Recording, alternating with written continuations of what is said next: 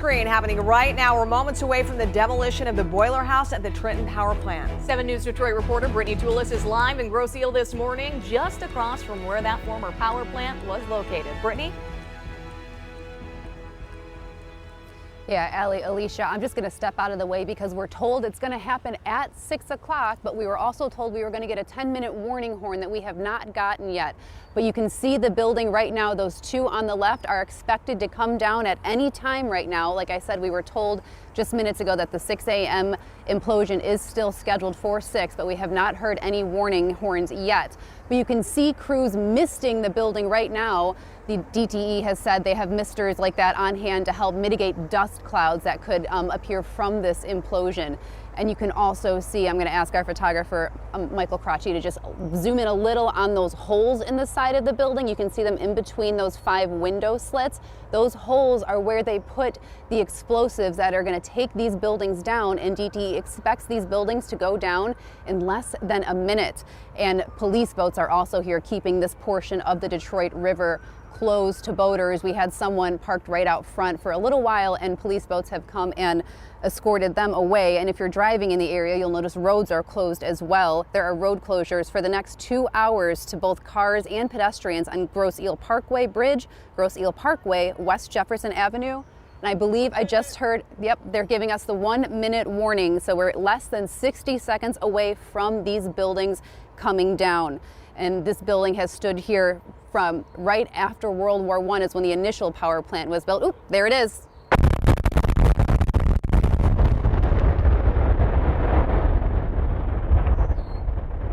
Wow.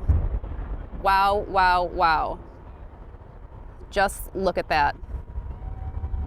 You can hear people celebrating. There's a lot of people here watching this. Wow, that cloud is humongous. It is just jetting directly up into the air. It is billowing, and from behind it, it looks like there are no buildings left. Now, we talked to a lot of people in the area as well, and they said mostly they missed the candy cane smokestacks. The buildings, not so much, but that explosion, we did feel the ground shake. I'm sure Michael Crotchy as well, right next to me, felt his chest shake from that explosion, but wow, that building, those 2 buildings came down, and they came down fast. Now you can see the misters at work right at the bottom right there, throwing all the water they can to keep this dust cloud from expanding, but it's already up in the air, so they're going to be working to keep this dust cloud contained and mitigate the dust so it doesn't get out into the community and on people's properties as well. But wow, guys, that was wow. I've never seen anything like that. It reminded me of, I feel like Wile E. Coyote is somewhere nearby and the Acme bombs worked this time, but wow. I'm going to send it back to you guys at the desk because this is just incredible to see. Brittany, just staying with you a moment longer, like I've seen a number of implosions in my day or demolitions, but I can't remember seeing one where there was such a huge fireball that was accompanying it, because obviously we see this huge plume of smoke going up, but there was definitely an explosion of some kind. I know this was a coal-fired facility that had been shut down, and you may not know this yet, but did you know that there was going to be an explosion in addition to the crumpling of those buildings? Like something that big that created a fireball.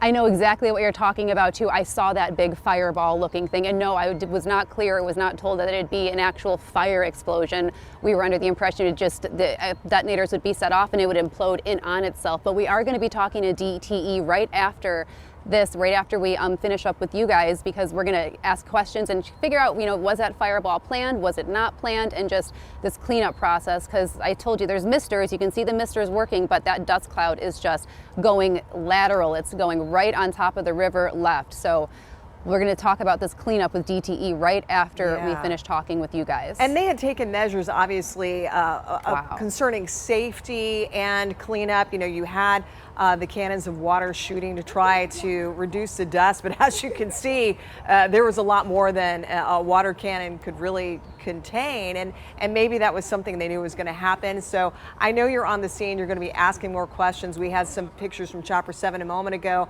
but we thank you and Mike Crotchy for bringing us that live demolition, because it was quite something. Your reaction actually was kind of my reaction as well, Brittany, because it was really kind of a wow moment to see that. So Brittany Tulis, Mike Crotchy, live on the scene there. We will have more for you. I'm sure you're going to be asking questions about that demolition. Thank you for your live reporting.